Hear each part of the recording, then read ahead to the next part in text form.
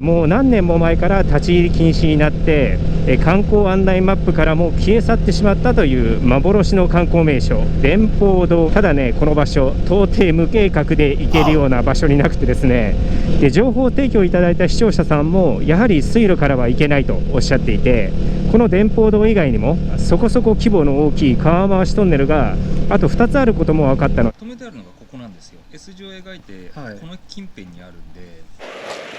いやー、これきついな、厳しそうだな。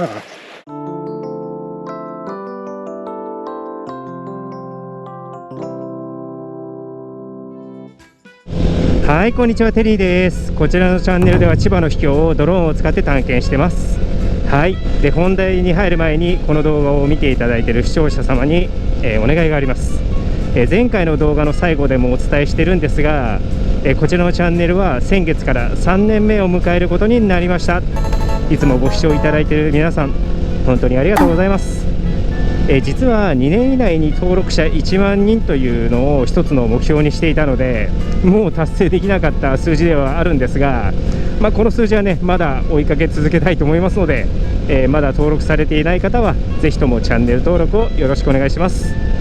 はい、で早速本題に入るんですが、今回探検する場所についてなんですけど、もう何年も前から立ち入り禁止になって観光案内マップからも消え去ってしまったという幻の観光名所電報堂になります。で場所は君津市笹にある亀山湖にあるらしいんですけど、こちらのチャンネルに、よくコメントくださる視聴者さんからリクエストをいただきまして、僕自身も初めて知った場所になるんですね。ただね、この場所到底無計画で行けるような場所になくてですね、一番近くのレンタルボートのお店からボートで向かっても、おそらく30分程度は川を登っていかないといけない、正真正銘の秘境ですし、仮に近くまで行けたとしても先ほどお伝えした通り立ち入り禁止になっているようなんです。そして別のルートについても調べてみたんですが、これがまたね、山が深くて普通の感覚では到底見に行くことができない場所になりますので、現時点ではドローンが使えてギリギリ見えるか見えないか、最悪ね、お蔵入りになる可能性が極めて高い状況だと言えると思います。でもね、もしこの動画をご覧になっているってことは、一応公開できる内容になったということになりますので、どうか最後まで、お付き合いいただければと思います。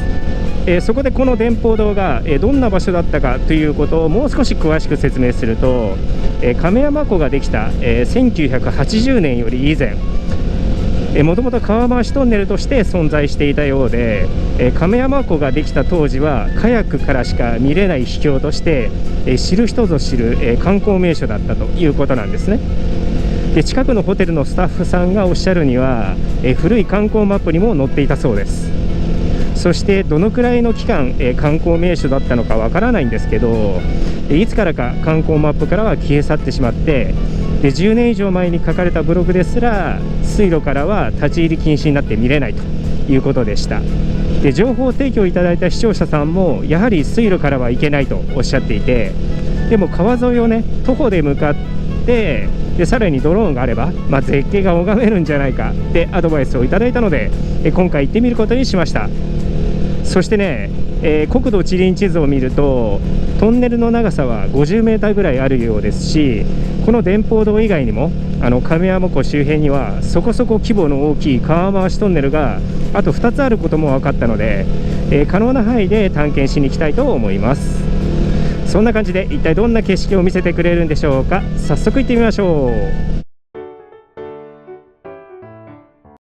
はい、ではね、亀山湖に、近づいていきました。ここら辺で右入っとくか。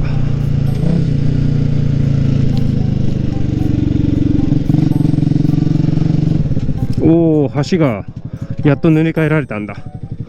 綺麗になってる。時田ボートさんか。いや、時田ボートさんはちょっと遠いと思うんだよな。3つぐらいねボート貸してくれるところがあるので、なるべくね一番目的の場所から近いところから行きたいなとは思ってます。亀山温泉ホテルさん、豊島さん元気かな。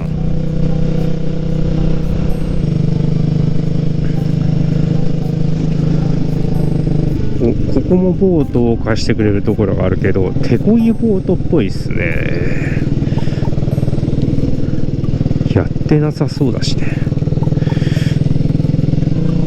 でもうすぐ行くとボートハウス松下さんっていうのがあるんですけど、そこが一番目的の場所からも近いし、いろいろ状況を知ってるんじゃないかなと思うんですね。あ、ここですね。ここは僕使ったことないですね。野村さんっていうところはね、もう7年ぐらい前に船をお借りしたことがあるんですけど、聞いてみますか。本当はここからね乗って行ければベストなんだけど、どっか目立たないとこ止めるか。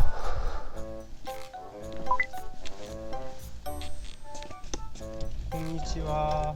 あ、すいません、ちょっとお尋ねしたいんですけど、ちょっと行きたいところがあって、電報堂ってなんかもうだいぶ前に行けなくなってる。そうですね、もう10年以上前ですね。今立ち入り禁止にはしてあるんですよ。そうなんですか。立ち入り禁止にしてるっていうのはなんかあれですか、ロープかなんか張ってるんですか。そうですね、張ってありますね。あ、そうなんですか。それ理由ってなんですかね。やっぱ崩れちゃってる。そうですね、トンネルの手前が両サイド結構切り立った絶壁になって、でその十何年前台風で上に生えてた木が結構落っこってきちゃって、今も結構パラパラパラパラいってるんですよ。縫っていかないといけなくて、でいつその上が落っこってくるのか。なるほど、大変危険な状態ってことですね。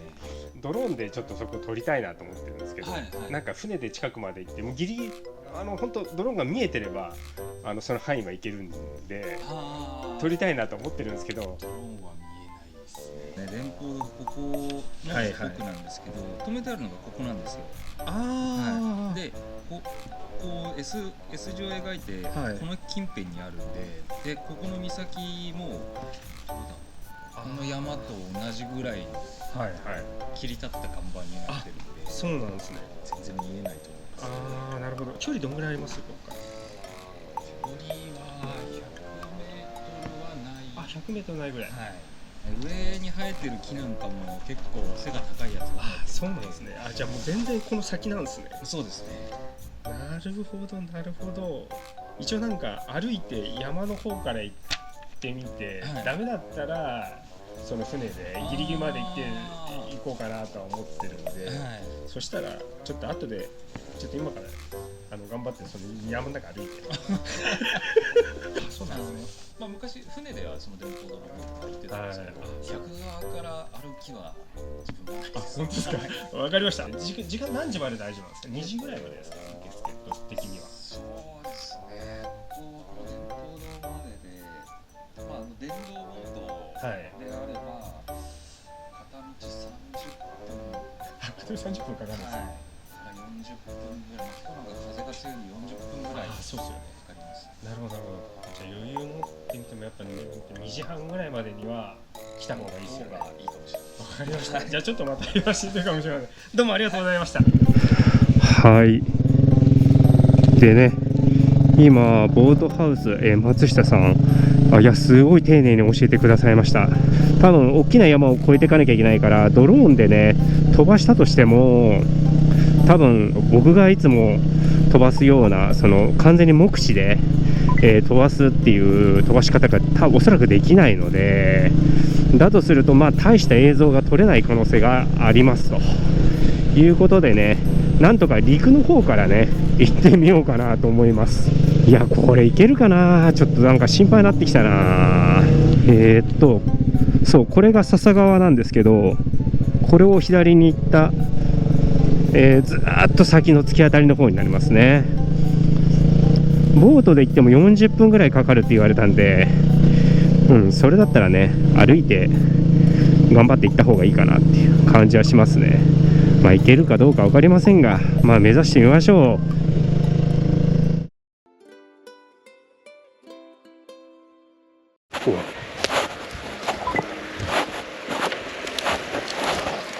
でも一応いやこれきついな、厳しそうだな。とりあえず川沿いに出たので行ってみるか。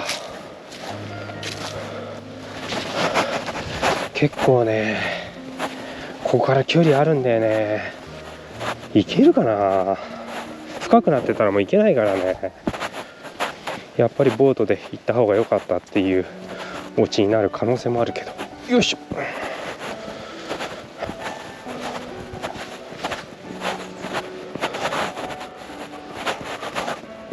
おお、すげえ地層が。あ、ここもなんか滝が上から流れ落ちてるような場所ですね。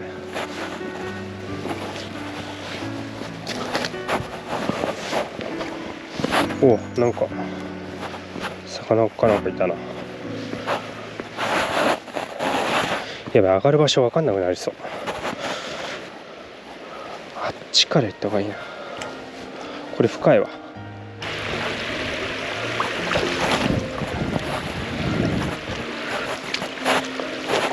一人で行くのは結構危険な場所かもしれないぞ。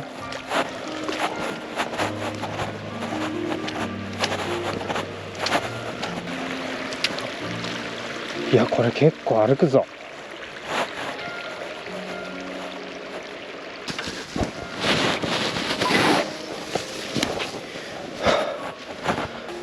大変だなこれ。山の中歩いたり川の中歩いたり。ここからなんか下に降りた方が良さそうな感じだな。頼りないロープがある。ここから降りろってことでしょ。すごいとこ行かせるね。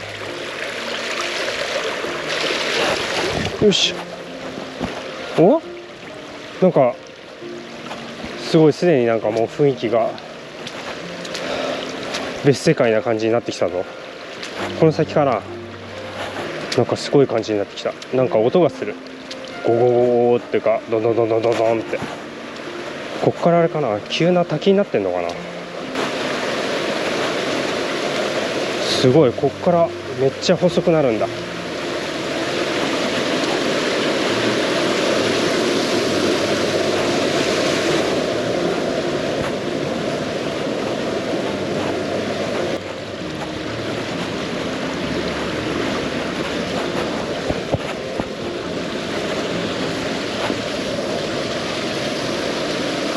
もはやもう川じゃなくなっちゃってるもんね。こっから斜めになって。よ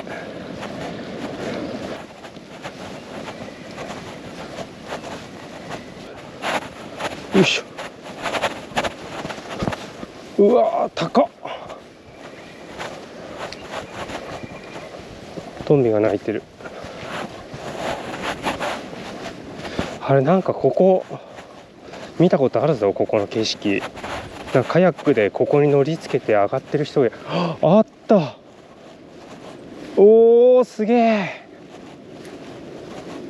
でかっ。めっちゃでかいじゃん。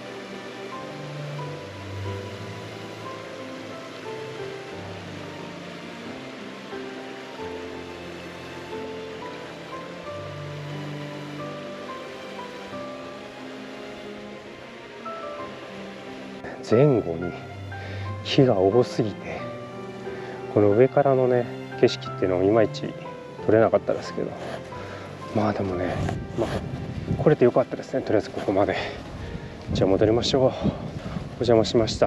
ありがとうございました。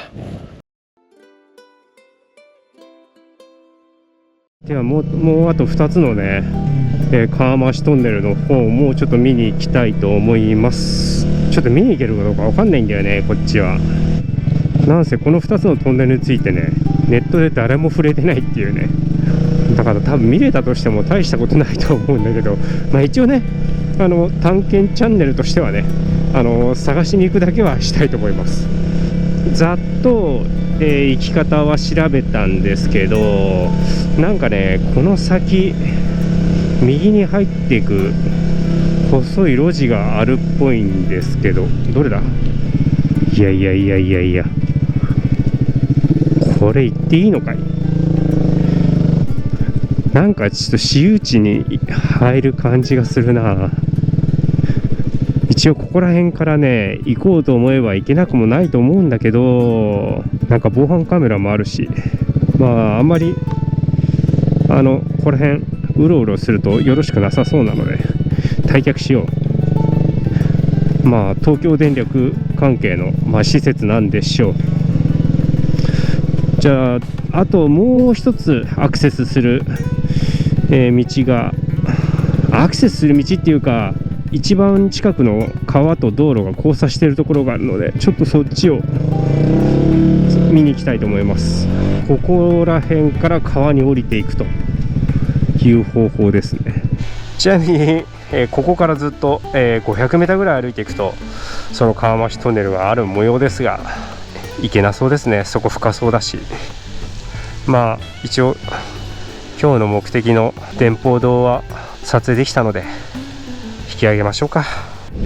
はい、という感じで電報堂はいかがでしたでしょうか。実際にドローンで見てみると近くの崖の岩盤が剥がれ落ちてて水面まで堆積してたので、亀山湖側から進入禁止してるっていうのは納得な状況でした。ただね、これ以前動画にしたような崩れてしまった高分堂跡とは違って、トンネルの屋根の部分がめちゃくちゃ分厚いんですよ。なので崩れてなくなるっていうことは我々が生きてる時代には起こらないんじゃないかなとは個人的には思いました。普通に見に行けないのは残念ではありますが、10年以上前の、有名な観光名所の現状をお伝えできたのではないかと思います。ただね、この場所にアクセスするには少々コツがいるのと、僕が通ったルート以外を選択すると私有地に入ってしまう可能性が高くてですね、行く方が増えた場合地元の方とのトラブルに発展しかねないので、アクセスしたルートに関してはちょっと非公開とさせてください。ただね、せっかく見ていただいている視聴者さんにヒントを出すとしたら、片倉ダム側から笹川を徒歩で下っていくと、そして深くなったら山に入ってまた川に出ると。ただあんまり山を歩くとね、崖が高くなってきて川に降りれなくなるので、なるべく川の中の浅瀬を歩く、そんなイメージになります。はい、そんな感じで現場からは以上になります。最後までご覧いただきありがとうございました。そして情報提供いただいた、K さんも、本当にありがとうございました。で、来週はね、また房総の海ですね、Google マップで気になった場所があるのでそちらを探検していきたいと思います。よかったら見てください。それではまた次の動画でお会いしましょう。さようなら。